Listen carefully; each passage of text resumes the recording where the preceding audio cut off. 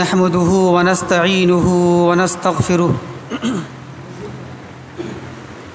ونعوذ بالله من شرور أنفسنا ومن سيئات أعمالنا من يهده الله فلا مضل له ومن يضلله فلا هادي له وأشهد أن لا إله إلا الله وحده لا شريك له وأشهد أن محمدًا عبده ورسوله فأعوذ بالله من الشيطان الرجيم بسم الله الرحمن الرحيم يا أيها الذين آمنوا اتقوا الله حق تقاته ولا تموتن إلا وأنتم مسلمون يا أيها الناس اتقوا ربكم الذي خلقكم من نفس واحدة وخلق منها زوجها وبث منهما رجالا كثيرا ونساء واتقوا الله الذي تساءلون به والأرحام إن الله كان عليكم رقيبا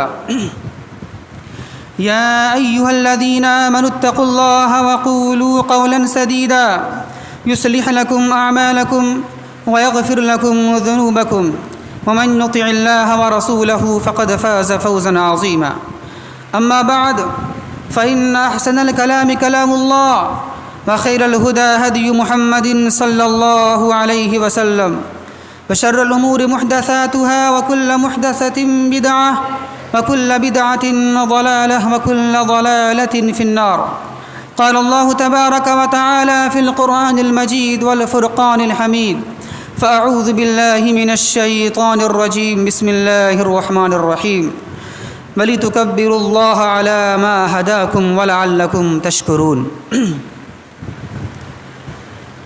محترم سامعین کرام و معزز حاضرین عید الفطر، رمضان کا وہ مقدس مہینہ جس کا ہر لمحہ انتہائی قیمتی تھا، رمضان کا وہ مقدس مہینہ جس کا ہر لمحہ خیر و برکت سے پر تھا، جس کی ہر صبح و شام، جس کا ہر دن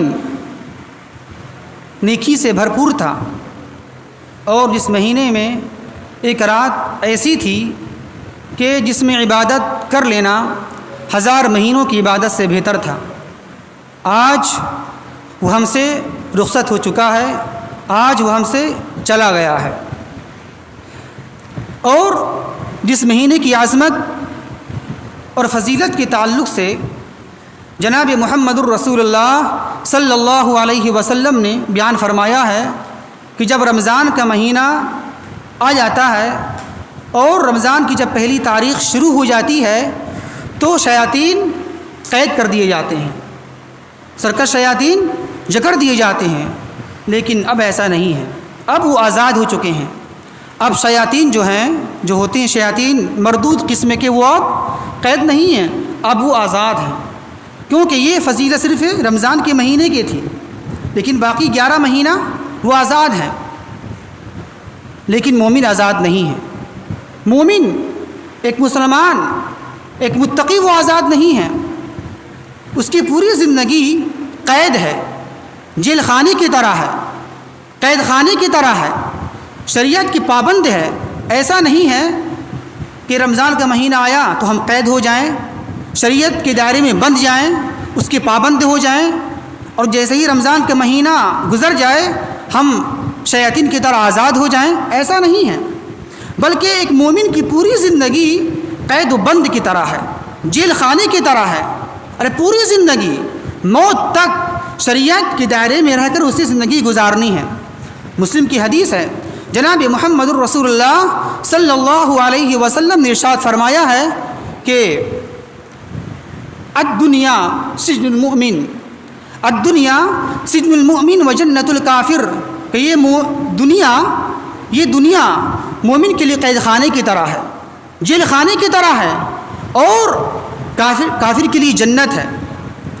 تو خلاصہ اور اس سے معلوم یہ ہوا اس حدیث پاک سے کہ ہم مومن یہ نہ سمجھیں، ہم مسلمان یہ نہ سمجھیں کہ رمضان تو اب چلا گیا، ہم اب آزاد ہو چکے ہیں، جو چاہے کریں، جو چاہے کریں، حلال حرام، حق باطل، نماز کی پرواہ ہو نہ ہو، قرآن کی تلاوت کی پرواہ ہو نہ ہو، توبہ استغفار کی پرواہ ہو نہ ہو، ایسا نہیں ہے۔ ہم آزاد نہیں ہیں، ہم پابند ہیں۔ ہماری زندگی قید خانے کی طرح ہے، جیل خانے کی طرح ہے۔ جس طرح ایک قیدی جیل کے اندر رہتا ہے، قید خانے کے اندر رہتا ہے، تو اس کا مطلب کیا ہوتا ہے؟ نہ اپنی مرضی سے کھا سکتا ہے، نہ اپنی مرضی سے پی سکتا ہے، نہ اپنی مرضی سے سو سکتا ہے، نہ اپنی مرضی سے اٹھ سکتا ہے، نہ اپنی مرضی سے باہر نکل سکتا ہے۔ وہ جیل خانے کے اندر ہی رہے گا۔ وہ اگر آؤٹر ہوگا مین آدمی کا، تب وہ کچھ کر سکتا ہے۔ نہ اپنا کھانا ہے، نہ اپنا پینا ہے، نہ اپنا سونا ہے۔ اس کا ایک ٹائم بنا ہوتا ہے، اس وقت میں کھانا ہے، اس وقت میں سونا ہے، اس وقت باہر نکلنا ہے۔ جو بھی مسئلہ ہو اس کا ایک ٹائم ہوتا ہے، سسٹم ہوتا ہے جیل خانے کا۔ اسی طریقے سے اس دنیا میں ہم جو آئے ہیں ایک مومن کی زندگی گزارنے کے لیے، ہمارا ایک سسٹم ہے، ہمارا اصول ہے، ہمارا قانون ہے۔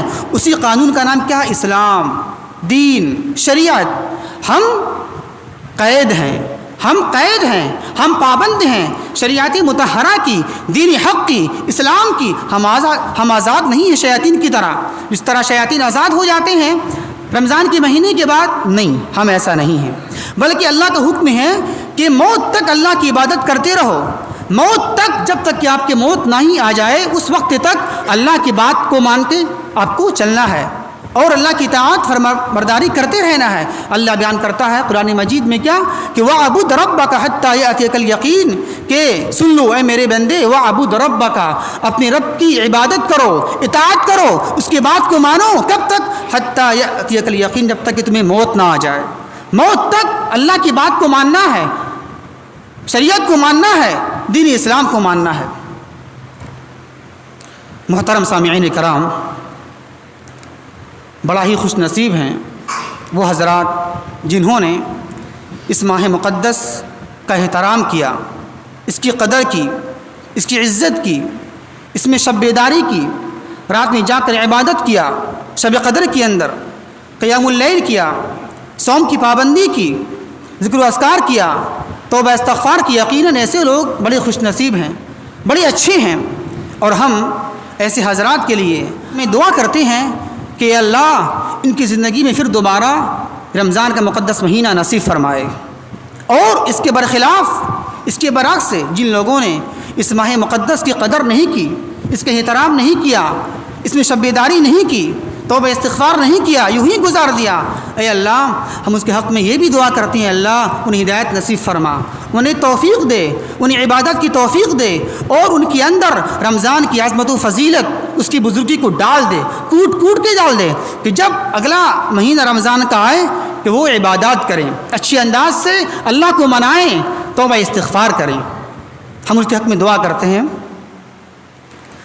محترم سامعین کرام، آج الحمدللہ عید الفطر ہے، عید کی خوشیاں میں ہم شامل ہیں اور عید کی خوشی ہم منائیں گے انشاءاللہ خطبہ عید الفطر کے بعد۔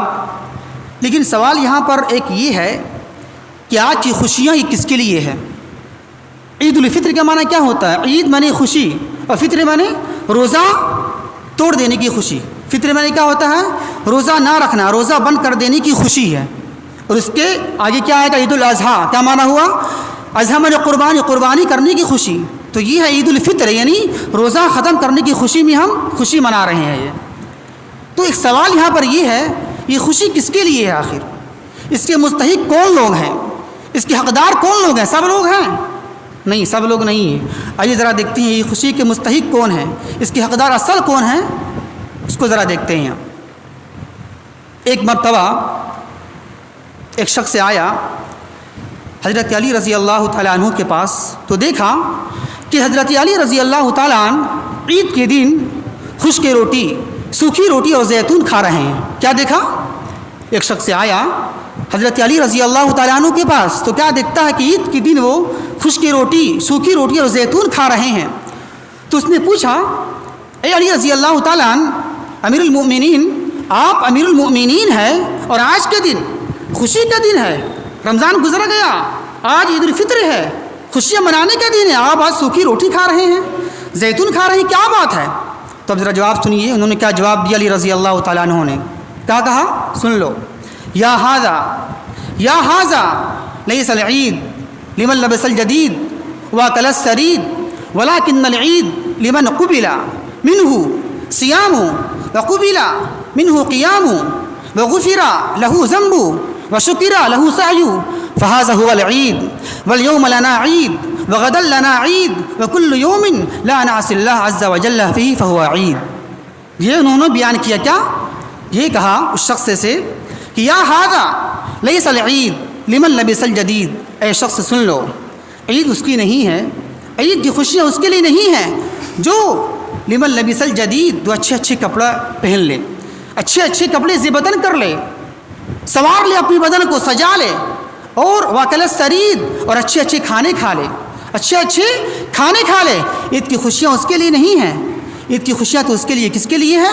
آگے بیان کرتے ہیں کیا، ولکن العید، لیکن عید کی خوشیاں تو اس کے لیے ہے لمن قبل منہ صیام، جس کے روزے قبول کر دیے گئے، وقبل منہ قیام، اور جس کے قیام اللیل، جس کی نمازیں، جس کے تراویح قبول کر دی گئی، قبول ہو گئی، وغفر له ذنب، اور جس کے گناہ معاف کر دیے گئے، جس کے گناہ بخشی دیے گئے، وشکر له سعی، اور جس کی کوششیں رمضان میں قدر کی گئی، اللہ نے اس کی کوشش کو قدر کر لیا، اس کی عزت کی نگاہ سے دیکھا۔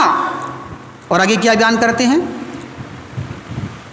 وہذا والیوم لنا عید، اور آج کا دن بھی ہمارے لیے خوشی کا دن ہے، عید کا دن ہے، وغدا لنا عید، اور کل کا دن بھی ہمارے لیے خوشی کا دن ہوگا، عید کا دن ہوگا، وکل یوم لا نعصی اللہ عز وجل فیہ فہو عید، اور ہر وہ دن ہر وہ روز ہمارے لیے خوشی کا دن ہوگا جس روز ہم اللہ کی نافرمانی نہ کریں، اللہ کی نافرمانی نہ کریں، اللہ کو مانیں، اللہ کی اطاعت کریں، اللہ کی فرما برداری کریں، تو ہر وہ دن ہمارے لیے خوشی کا دن ہوگا، عید کا دن ہوگا، جس دن ہم اللہ کی نافرمانی نہ کریں۔